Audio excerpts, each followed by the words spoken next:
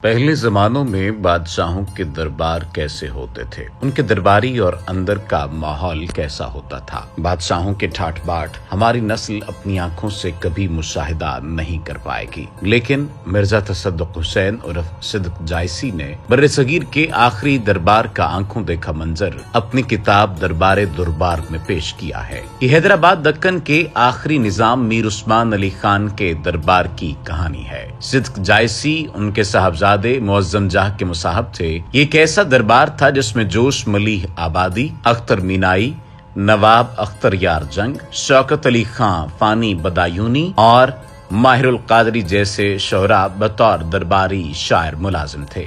دربار دربار کے مصنف صدق جائسی نے 1936 کے آخری مہینوں میں حیدرآباد دکن میں قدم رکھا اور دہائیوں تک وہ شاہی دربار سے وابستہ رہے۔ ڈیلی پاکستان ہسٹری پر ہم اس سیریز میں صدق جائسی کے اپنے الفاظ میں ناظرین کو درباری ماحول سے آگاہ کریں گے۔ یہ سیریز ایک آپ بیتی کی شکل میں گزشتہ سے پیوستہ طرز پر ناظرین کی خدمت میں پیش کی جائے گی۔ ہمارا مشورہ ہے کہ اگر کوئی ناظر بعد میں اس سیریز کے ساتھ جڑے تو وہ پہلے کی قسطیں ضرور دیکھ لے تاکہ اس کو سیاق و سباق کی سمجھ آ جائے۔ ایک اور دن کی خصوصی محفل کا ذکر کرتے ہوئے مصنف کہتے ہیں کہ آج مہمان عزیز کی دلچسپی کے لیے لکھنؤ کا ایک طائفہ بھی بلوایا گیا تھا۔ کچھ دیر میں صحن سے ساز کی آواز آنے لگی اور پرنس اٹھ کر صحن میں تشریف لے گئے۔ ناچ شروع ہوا اور رقاصہ فن رقص کے کمالات دکھانے لگی۔ اتفاق سے ایک چکر میں کیریو کی مقدس داڑھی کا مغنیہ کی ساڑی کے آنچل نے بھری محفل میں بوسہ لے لیا۔ کیریو اس بد اتفاقی پر چیں بچیں ہوئے۔ پرنس بے اختیار ہنسنے لگے۔ مجھ سے ارشاد فرمایا، صدق یہ ہمارے استاد ہیں، میں ان کا نہایت ادب کرتا ہوں۔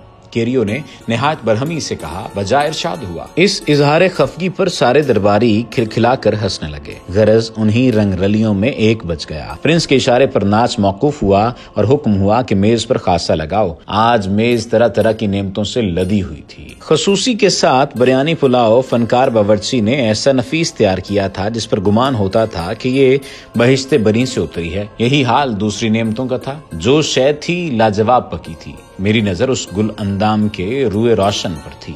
رہ رہ کے خیال آتا تھا کہ دولت میں کتنی طاقت ہے جس نے ایسے محبوب رنگی ادا کو بمبئی سے حیدرآباد کھینچ بلایا۔ محفل کے دوران ارشاد ہوا کہ آج دوپہر کو لکھنؤ کا ایک آدمی میرے پاس راجہ صاحب محمود آباد کا ایک سفارشی خط لے کر آیا تھا۔ میں نے اسے نظامیہ ہوٹل میں ٹھہرا دیا ہے۔ جب ہل فورٹ میں تمہیں یاد کروں گا تو تم اسے دیکھو گے۔ شعر بھی کہتا ہے۔ میں نے تخلص پوچھا تو فرمایا کہ تخلص صحیح طور پر تو میں نہیں بتا سکتا، لیکن اتنا ضرور یاد ہے کہ بھینس کا ہم قافیہ کوئی تخلص ہے۔ میں نے عرض کیا، کیا عجب ہے کہ بھینس ہی تخلص فرماتے ہوں، اس کے اچھوتے ہونے میں تو کوئی کلام ہی نہیں۔ اس پر پرنس بے اختیار ہنسنے لگے۔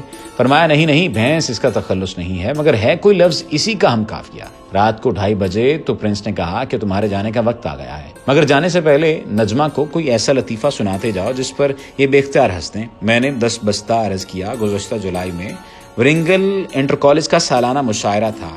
سرکار اس وقت اوٹی میں رونق افروز تھے، اس لیے مجھے فرصت تھی۔ ادھر ورنگل کے کئی احباب کئی برس سے باسرار بلا رہے تھے، لیکن مجھے موقع نہ ملتا تھا۔ اب کی فرصت کو غنیمت جان کر چلا گیا۔ مشاعرے کی رات کالج کا ہال سامعین سے کھچا کھچ بھرا ہوا تھا۔ ابھی کالج کے چند طلبہ ہی نے غزلیں پڑھی تھیں کہ کالج کے استاد محمد اسماعیل صاحب اپنی جگہ سے اٹھ کر اپنی غزل پڑھنے کی نیت سے بیٹھے۔ اہل مشاعرہ ہمتن گوش تھے کہ دیکھیں کیا پڑھتے ہیں۔ انہوں نے مطلع سنایا، نکلنے کو تو حسرت وصل کی یہ نازنی نکلی، مگر جیسی نکلنی چاہیے ویسی نہیں نکلی۔ ہال کے ایک کونے سے کسی نے بآواز بلند کہا، حضور ہماری رائے میں نازنی اتنی قصوروار نہیں جتنے خود آپ ہیں۔ اس جملے پر سارا ہال کہوں سے گونج گیا۔ خود پرنسپل بے اختیار ہنسنے لگے۔